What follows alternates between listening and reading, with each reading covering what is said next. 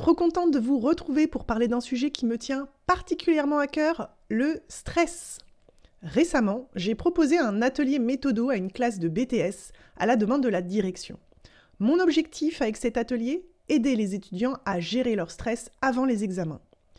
75% des étudiants de cette classe se sentent stressés et pensent que le stress peut impacter leur performance lors des épreuves du BTS et donc forcément leurs résultats.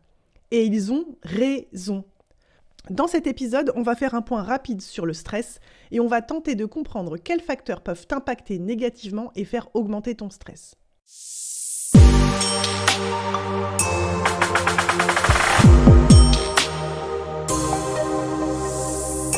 Hello et bienvenue sur Acta Méthodo. Tu es étudiant et tu en as marre de perdre du temps à réviser sans retenir ? Tu as envie d'être productif sans t'épuiser en bossant H24 ? Tu es au bon endroit. Ici, on parle d'apprentissage efficace, de mémoire infaillible, d'organisation béton et de productivité au max. Le tout appuyé par les neurosciences. Seul ou avec des invités, je te donne les meilleures stratégies pour booster ton cerveau, apprendre plus vite et travailler plus intelligemment. Au programme, concentration, organisation, méthode pour apprendre et mémoriser, gestion du stress ou encore confiance en soi. Bref, tout ce qu'il te faut pour réussir sans pression. Moi, c'est Laurine. Je suis coach et formatrice en méthodologie depuis plus de 6 ans. En 2024, j'ai aidé plus de 400 étudiants à optimiser leur méthode de travail et à exploser leurs résultats grâce aux stratégies issues des neurosciences. Tu es prêt à booster ton cerveau ? C'est parti pour l'épisode du jour. Dans cet épisode, nous allons voir qu'est-ce que le stress et quels facteurs peuvent impacter négativement tes révisions. J'ai travaillé pendant 14 ans en tant que directrice de prépa médecine et j'ai vu les effets négatifs du stress chez les étudiants inscrits dans mon école. Je suis moi-même d'une nature anxieuse et j'ai découvert que notre corps avait en lui tellement de choses qui peuvent nous aider. Ces tips, je les partage à mes étudiants lors des formations, sous des formats d'ateliers, mais également aux élèves que j'accompagne en individuel. En fonction de leurs besoins, je peux ajouter un temps de relaxation à chaque séance. L'idée est de leur donner des outils à réutiliser solo après. Au programme, qu'est-ce que le stress et quels facteurs peuvent favoriser un stress excessif ? Allez, c'est parti. C'est quoi le stress ? Le stress, déjà, c'est pas forcément toujours négatif. Il faut le voir comme une alarme. Et c'est à nous d'apprendre à écouter notre corps et surtout à ne pas se laisser envahir par un excès de stress. Avant de parler de comment on va gérer notre stress, on va déjà prendre un moment pour comprendre ce qu'est vraiment le stress. Parce qu'on en parle tout le temps, on voit plein de choses dessus, mais on ne sait pas toujours ce qu'il se passe vraiment dans notre tête et dans notre corps. Le stress, en fait, c'est une réaction normale de ton corps et de ton cerveau. C'est lié à une émotion qui est la peur. Et c'est ce que ressent notre corps qui va, en fait, notre corps va interpréter des signaux qu'il va percevoir comme étant éventuellement un défi, une menace ou un danger. Et automatiquement, quand ces signaux sont perçus, le cerveau va envoyer un message qui est qu'il faut réagir. Et la réaction, c'est le stress. Et donc un examen peut clairement être perçu comme un danger. Même s'il ne met pas ta vie en jeu, ton cerveau, lui, il ne l'interprète pas de cette manière. Et donc du coup, il ne va pas faire la différence entre une réelle menace, du genre te retrouver devant un tigre avec des dents de sabre, ou un examen. C'est la même chose pour lui, c'est une menace, et donc il va générer du stress. Quand on est stressé, le corps libère des hormones, comme l'adrénaline ou le cortisol. Le résultat, ton cœur va se mettre à battre plus vite, ta respiration va devenir plus rapide, et tes muscles vont se tendre. Et oui, parce qu'en fait, à l'époque de l'homme de Néandertal, le stress, c'était ce qui lui permettait de passer en mode combat ou fuite face à une réelle menace. Et donc du coup, tu vas garder dans ton corps exactement la même chose, ce qui va te permettre de réagir à une situation jugée dangereuse. Sauf qu'aujourd'hui, c'est pas exactement la même chose.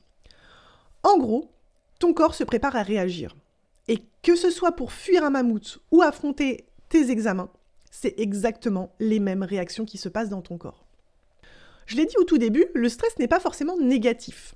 Et oui, il y a ce qu'on appelle le bon stress, ou eustress. C'est ce qui nous stimule, c'est ce qui nous aide à rester concentrés et à se motiver à se mettre au boulot. C'est un petit coup de pression, un petit coup de pied aux fesses qui peut parfois te rendre plus efficace. Et puis, il y a le mauvais stress. C'est celui qui va être plutôt bloquant, qui va t'épuiser et qui, s'il dure trop longtemps, peut générer de l'anxiété, éventuellement aller jusqu'au burn-out. Donc on ne veut pas en arriver là, il va falloir donc apprendre à gérer ton stress. Donc voilà, le stress, c'est pas un bug, c'est pas quelque chose d'inutile, absolument pas, c'est une fonction naturelle de ton corps qui a un but bien précis. Mais comme tout ce qui se passe dans ton corps, il faut parfois l'ajuster, apprendre à se connaître. Et le but, c'est d'éviter qu'il prenne trop de place, qu'il devienne envahissant. Il faut apprendre à reconnaître les signes du stress chez toi. Et ça, c'est le premier pas pour apprendre à mieux gérer ton stress. Et aussi, parfois, te dire, ok, je suis stressée, c'est normal, c'est mon corps qui essaie de m'aider, qui me dit quelque chose, et il va falloir l'écouter. Ça va te permettre de prendre du recul et de voir si tu peux agir ou pas sur la situation. Quels sont les facteurs qui favorisent un stress excessif ? Le premier facteur, le manque de préparation. Clairement, une préparation insuffisante, c'est le moment où tu vas te rendre compte, allez, on va dire 2 jours avant l'examen, qu'il y a un cours que tu n'as pas revu, que clairement tu ne te sens pas prêt, que tu n'as pas fait ton maximum, et c'est ça qui peut faire exploser ton stress. Et oui, tu as l'impression que le travail que tu as fourni ne va pas te permettre d'obtenir les résultats que tu voulais. Et ça crée un sentiment d'insécurité. Et c'est ce qui va nourrir ton stress et qui va clairement le faire grimper. Deuxième facteur, la pression. La pression, elle peut venir de toi ou elle peut venir des autres. Si tu as tendance à te dire des phrases du type « je dois réussir »,« je n'ai pas le droit à l'échec »,« il faut que j'ai une bonne note »,« je dois faire ça parfaitement », je n'ai pas le droit d'échouer. Toutes ces phrases, ce sont des injonctions. Et les injonctions, elles vont avoir tendance à faire que ton stress va augmenter. Et oui, tu ne peux pas tout contrôler. Par contre, il va falloir vraiment arriver à te mettre un peu moins la pression parce que cette pression va générer du stress et ça va être négatif sur du moyen long terme. Troisième facteur, le perfectionnisme. Le perfectionnisme, c'est ce qui te pousse à vouloir tout contrôler, à vouloir tout maîtriser et tout faire parfaitement. Le problème, c'est que ça peut finir par t'épuiser. Être perfectionniste, c'est bien souvent du temps passé sur des détails sans réelle importance et surtout, ce sont des détails qui ne vont pas faire avancer la machine et qui vont te rendre moins productif que prévu. Combien de fois j'ai des étudiants qui me disent « Mais madame, je comprends pas, j'ai l'impression que je révise pas efficacement. » Et quand j'analyse leur manière de travailler, je me rends compte qu'en fait, ce sont des gens qui sont à tendance perfectionniste et qui vont avoir tendance à aller dans du détail, de l'ultra-détail, parce que ça leur donne l'impression de maîtriser les choses. Et ça génère du stress. Pourquoi ? Parce que le temps, il n'est pas extensible. C'est pas quelque chose que tu peux dilater. Et le problème, c'est que plus ça va, plus les épreuves se rapprochent, moins tu as de temps. Et plus ton stress va monter, et tu vas avoir tendance à renforcer ton perfectionnisme, à te dire que si tu fais les choses bien, parfaitement, ça te permettra d'aller chercher une meilleure note. C'est pas ça la bonne stratégie. Cette stratégie, elle va te mettre dans le rouge, elle va t'épuiser. Si tu veux qu'on en parle, n'hésite pas à venir vers moi parce que je peux t'aider sur ce sujet. Et j'ai une phrase que j'adore répéter à mes élèves, il vaut mieux fait que parfait. Quatrième facteur, le manque d'organisation. Et oui, le mode freestyle, c'est le meilleur moyen d'arriver aux examens, de se rendre compte qu'on a oublié de réviser des cours, parce qu'en fait, il n'y a pas d'organisation. Et clairement, ça va être la panique derrière. Donc, si tu veux pas subir ton manque d'organisation, il va falloir mettre en place des choses pour avancer plus sereinement et atteindre ton objectif qui est être prêt le jour J. Le manque d'organisation, c'est l'une des choses les plus faciles à changer. Et vraiment, dans les accompagnements que je propose, c'est quelque chose que je vois systématiquement avec les étudiants. Comment organiser ton travail, comment gérer ton temps, comment gérer tes révisions. Cinquième facteur, les pensées négatives.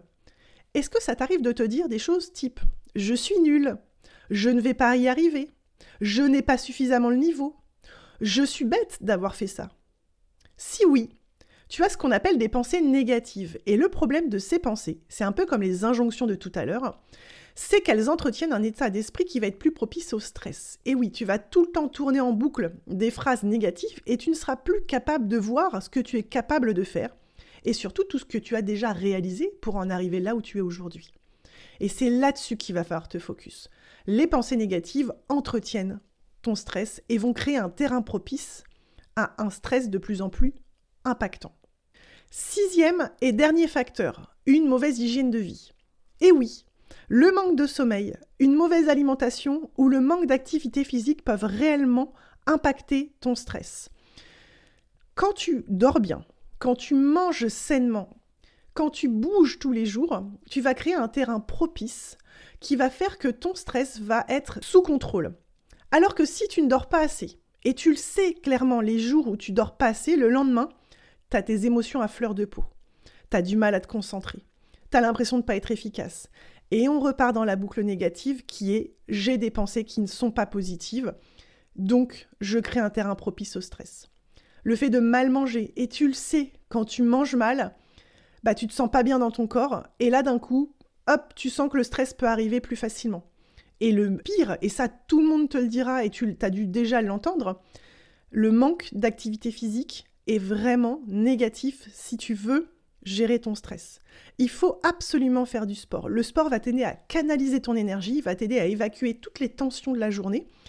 Et faire du sport, c'est pas forcément aller à la salle, ça peut être ne serait-ce que marcher tous les jours, 40 à 45 minutes. Donc, maintenant tu as connaissance des facteurs qui peuvent amplifier ton stress, et ce sont des facteurs sur lesquels tu as un impact possible. À toi de mettre en place des choses pour pouvoir avancer. Dans cet épisode, on a vu ce qu'est le stress. On a vu qu'il y avait du bon stress et du mauvais stress. Et on a également vu que certains facteurs qui sont dans ton quotidien peuvent favoriser le stress, comme le manque de préparation, le perfectionnisme ou encore un discours interne négatif. Avant de partir, je vais te proposer un exercice. Aujourd'hui, je vais t'inviter à aller faire du sport ou à aller marcher, idéalement en pleine nature, pendant 45 minutes. L'idée, ça va être de pouvoir, avec cette session de mouvement dans ton corps, venir diminuer ton stress. Avant de partir, je vais te demander de t'observer. Qu'est-ce que tu ressens ? Comment tu te sens ? Quelle est ta météo intérieure ? Et après la séance de sport ou ta balade, même question. Observe-toi et réponds aux questions qui sont « Que ressens-tu ? Comment te sens-tu ? Quelle est ta météo intérieure ?» Et j'aimerais que tu compares avant, après. Est-ce que tu constates une différence ? Si oui, trop cool. Ça veut dire que ça fonctionne et vraiment, si tu implémentes dans ton quotidien 40 à 45 minutes de mouvement, ça va te permettre de diminuer ton stress de manière quotidienne. Si c'est non, c'est OK. Parfois, il faut quelques jours avant de sentir les effets du mouvement sur ton mindset.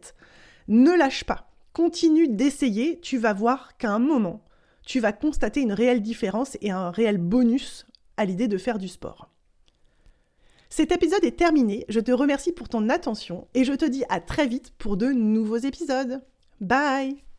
Bravo pour ce temps que tu as pris pour toi et maintenant il ne te reste plus qu'à passer à l'action. Si cet épisode t'a plu, pense à t'abonner pour ne rien rater et à le partager à quelqu'un qui veut, lui aussi, hacker sa méthode. Rejoins-moi sur Instagram sur Laurine Optimind Coaching pour plus d'astuces sur comment apprendre à apprendre et mémoriser, l'organisation ou encore la productivité. Tu peux retrouver les notes de cet épisode dans la description. Allez, on se retrouve très vite et d'ici là, réfléchis à ce qu'on vient de voir ensemble et passe à l'action. Bye!